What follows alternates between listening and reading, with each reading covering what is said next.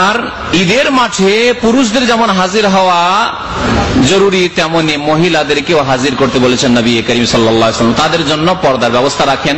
আমি তো বলি যে আমাদের দেশে জলসা হলে, ওয়াজ মাহফিল হলে, তাফসীর হলে, কোন ইসলামিক অনুষ্ঠান হলে, কোন ইসলামিক সংগঠন হয়তো কোন অনুষ্ঠান করছে, সম্মেলন করছে, সেখানে মহিলাদের ব্যবস্থা আছে, বিজ্ঞাপনে লিখেছে মহিলাদের জন্য সেখানে সুব্যবস্থা রয়েছে, লিখছে না? আর ঈদগাহে মুসলিম উম্মতের লোকদেরকে, আমাদের দেশের লোকদেরকে মহিলাদের ব্যবস্থা করার তৌফিক হলো না?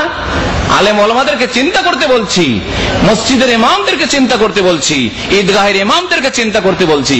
নবী করিম সাল্লাল্লাহু আলাইহি ওয়াসাল্লাম আদেশ করতেন। সাহাবিয়া রাদিয়াল্লাহু তাআলা আনহা উল্লেখ করছেন যে আমাদেরকে নবী সাল্লাল্লাহু আলাইহি ওয়াসাল্লাম আমারা না, আদেশ করতেন যে আমরা যেন মহিলারা বেরিয়ে যায় কোথায়, ঈদগাহে। এমনকি যুবতী ষোড়শীদেরকে যেতে বলেছেন, 18 বছর, 20 বছর, 22 বছরের যুবতী মেয়েদেরকে, যেখানে ফিতনার আশঙ্কা আছে, তাদেরকেও যেতে বলেছেন, যাও তোমরাও যাও, ঈদগাহে হাজির হও। আর কি ওয়াল হুইয়া, যারা ঋতু অবস্থায় রয়েছে, মাসিক ঋতুতে নাপাক রয়েছে, তাদেরকেও নিয়ে যেতে বলেছেন। আর বলেছেন তোমরা নামাজের শরীক হবে না, তোমরা একটু কিনারায় বসে থাকে। ওয়াল ইয়াতাজিল হুইয়াজুল মুসাল্লা, যারা ঋতুবতী মহিলা তারা ঈদগাহের এক কিনারায় থাকবে, নামাজে শামিল হবে না, ঈদগাহের ভিতরে বসে থাকবে না, একবার গিয়ে সাইডে থাকবে, এক সাইডে। আর ওয়ায়াশরিকনাল খায়রা ওয়া দাওয়াতাল মুসলিমিন, কল্যাণে হাজির হবে, মুসলিমদের দুআয় শামিল হবে। ইমাম সাহেব দোয়া করছেন, খতিব দোয়া করছেন, মুসলিম ভাইরা দোয়া করছেন, অন্যান্য বোনেরা দোয়া করছেন, দুআতে শরীক হবে। নাপাক অবস্থায় দোয়া করতে কোনো দোষ নেই এই অবস্থায়, সুতরাং দুআয় শরীক হবে যদিও ঋতু অবস্থায় থাকে। এই হচ্ছে নবী করিম সাল্লাল্লাহু আলাইহি ওয়াসাল্লামের আদেশ।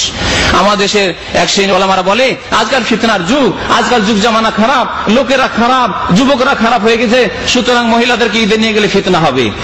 আর মহিলাদেরকে নিয়ে রাস্তা রাস্তায় ঘুরতে অসুবিধা হয় না, মহিলাদেরকে জলসায় নিয়ে যেতে অসুবিধা হয় না, মহিলাদেরকে আবার সিনেমায় আর সার্কাসে আর ওইসব পাপের জায়গায় নিয়ে যেতে আবার ওখানে ফিতনা হয় না।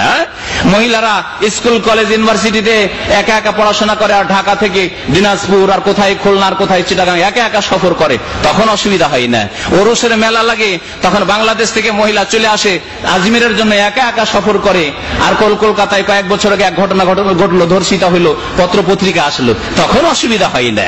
নাজায়েজ কাজ করতে মহিলাদের অসুবিধা হয় না। আর সুন্নতি কাজ যেখানে করতে হয়, নবী করিম সাল্লাল্লাহু আলাইহি ওয়াসাল্লাম বলেছেন, সেখানে তখন বিভিন্ন অজুহাত শুরু হয়ে যায় সুন্নতকে নষ্ট করার জন্য। বড় আফসোসের বিষয় রয়েছে।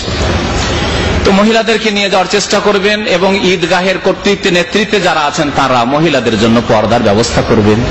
পর্দার ব্যবস্থা করার জন্য আল্লাহ পাক যেন তৌফিক দান করেন। আলহামদুলিল্লাহ এই সুন্নাত আমাদের দেশে জিন্দা হতে শুরু হয়েছে, বেশ কিছু ঈদগাহে মহিলাদের ব্যবস্থা হতে শুরু হয়েছে।